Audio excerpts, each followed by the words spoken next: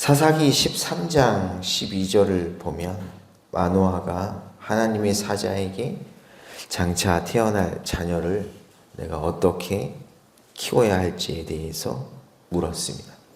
이 아이를 어떻게 기르며 우리가 그에게 어떻게 행하리이까? 그러자 하나님의 사자가 이렇게 대답했습니다.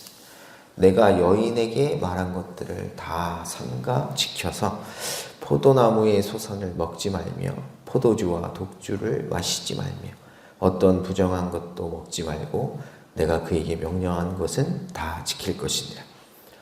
대답을 들은 마노아는 하나님의 사자에게 떠나지 말고 좀 머물러 달라라고 요청하죠. 구하옵나니 당신은 우리에게 머물러서. 왜 이렇게 머물러 달라라고 요청하냐면 하나님의 사자에게 뭐 하고 싶은 거예요? 쉽게 말하면 따뜻한 밥 한 끼 해주고 싶었던 것입니다. 우리가 당신을 위하여 염소 새끼 하나를 준비하게 하소서. 그런데 정작 하나님의 사자는 참 민망하게 네가 밥 차려줘도 난 먹지 않겠다 이렇게 말합니다. 내가 비록 나를 머물게 하나 내가 네 음식을 먹지 아니하리라. 왜냐하면 나는 하나님께서 보내신 사자에 불과하니 염소 새끼는 마땅히 나에게 줄 음식이 아니라 누구에게? 마땅히 하나님께 드려야 할 제물이라는 것입니다. 번제를 준비하려거든 마땅히 여호와께 드릴지니라. 하지만 마노아는 그 사실을 깨닫지를 못하죠. 이는 그가 여호와의 사자인 줄을 마노아가 알지 못함이었더라. 하나님의 사자에게 음식을 대접하지 못하게 된 마노아는 이번에는 사자의 이름을 물어봅니다.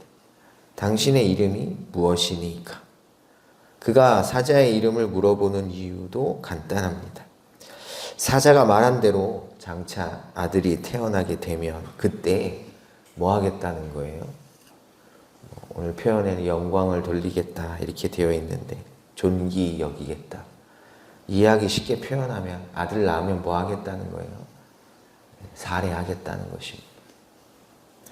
쉽게 의역하면 아들이 태어나면 감사의 마음을 표현하겠다는 것이죠. 그러자 하나님의 사자가 말합니다.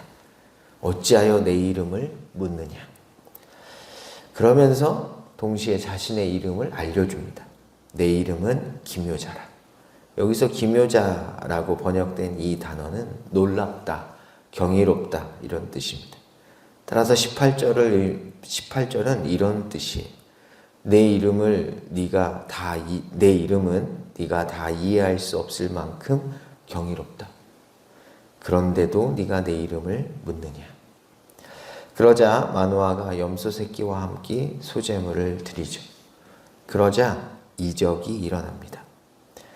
여기서 이적으로 번역된 단어 역시 놀라운 경이로운 일을 행하다 이런 뜻입니다.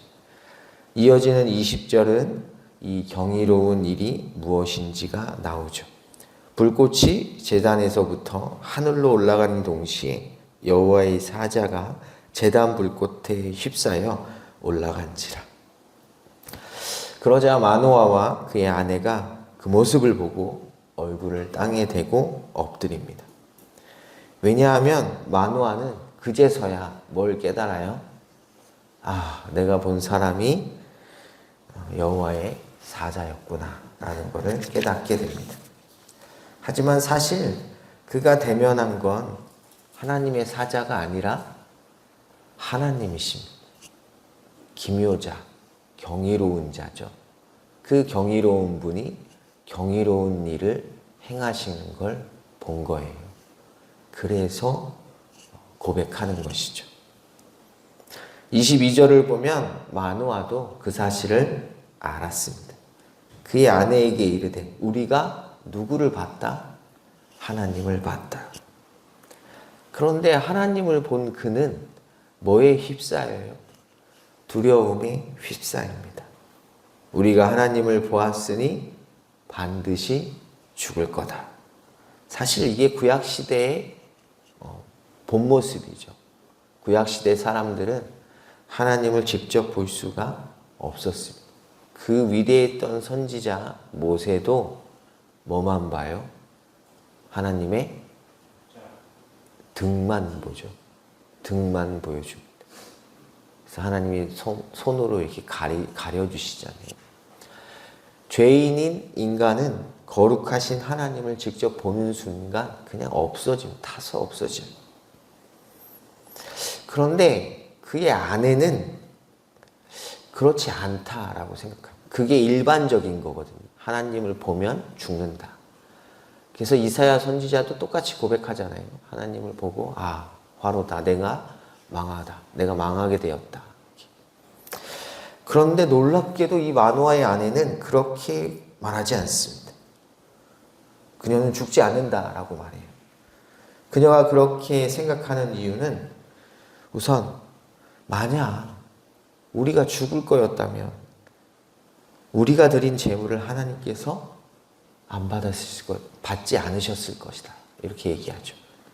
여호와께서 우리를 죽이려 하셨더라면 우리 손에서 번제와 소제를 받지 아니하셨을 것이다.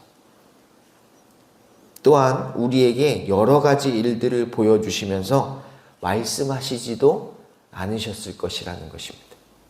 이 모든 일을 보이지 아니하셨을 것이며 이제 이런 말씀도 우리에게 이르지 아니하셨을 것이다.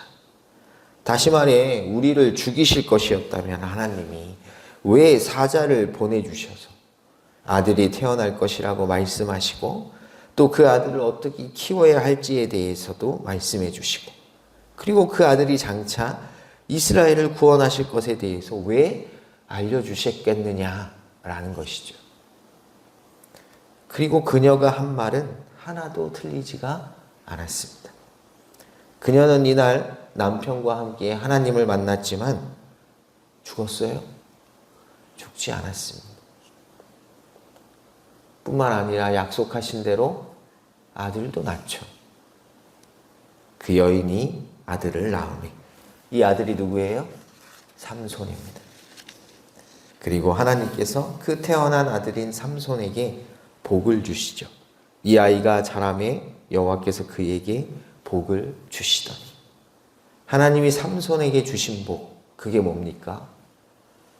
하나님의 영이 그와 함께 하셔서 그의 삶을 인도하여 가신다는 것이죠. 여호와의 영이 그를 움직이기 시작하셨더라. 오늘 본문 속에 나타나는 하나님은 어떤 분이시죠? 하나님은 기묘자이십니다. 인간은 결코 이해할 수 없는, 측량할 수 없는 놀라우신 분, 경이로우신 분이시죠. 그 경이로우신 분이 경이로운 일을 행하시는데 그 경이로운 일을 어디에서 행하세요? 우리의 삶 속에서 행하십니다.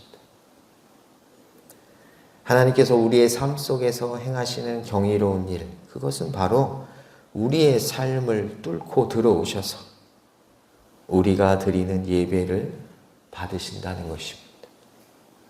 또한 말씀으로 우리를 가르치시죠. 그렇게 우리와 함께 하시며 우리의 삶을 인도해 가십니다. 마노아의 아내가 한 말이 그거예요.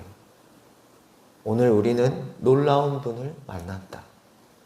남편은 그 하나님을 만났더니 이제 우리 죽겠다 라고 고백했는데 마노아의 아내는 그렇게 고백하지 않습니다. 그 놀라우신 하나님이 우리의 삶 속에 놀라운 일을 행하셨다. 그러니 우리는 죽지 않는다. 하나님이 우리의 삶에 뚫고 들어오셔서 우리를 만나주시고 우리가 드리는 예배를 받으시고 우리에게 말씀하시고 그 말씀으로 우리를 인도해 가신다는 것입니다. 그러니 우리는 어떻게 해야 합니까? 그 놀랍고 경이로우신 하나님의 손에 나의 삶을 맡기는 것입니다. 우리가 예배를 드리면 하나님이 그 예배를 받으신다 합니다. 여러분 이게 가볍게 여기실 게 아니시라는 것입니다. 그것만큼 놀라운 일이 어디 있습니까?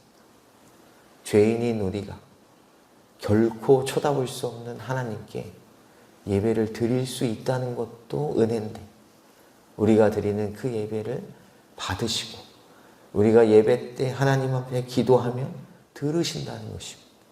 이게 얼마나 놀랍습니까? 은혜죠.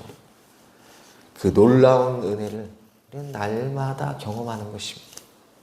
그 하나님이 우리의 삶 속에 오셔서 나를 붙드시고 나에게 말씀하셔서 나를 인도해 가시니, 그 하나님의 손길에 내 마음도, 내 생각도, 내 꿈도, 내 소망도, 내 걱정도, 근심도, 두려움도 다 맡기는 것입니다. 그럴 때 우리는 우리의 삶을 인도하시는 놀라운 하나님의 일하심을 보게 될 것입니다. 이런 은혜가 우리 모두의 삶 속에 가득 넘치시기를 주님의 이름으로 간절히 축복합니다. 기도하겠습니다.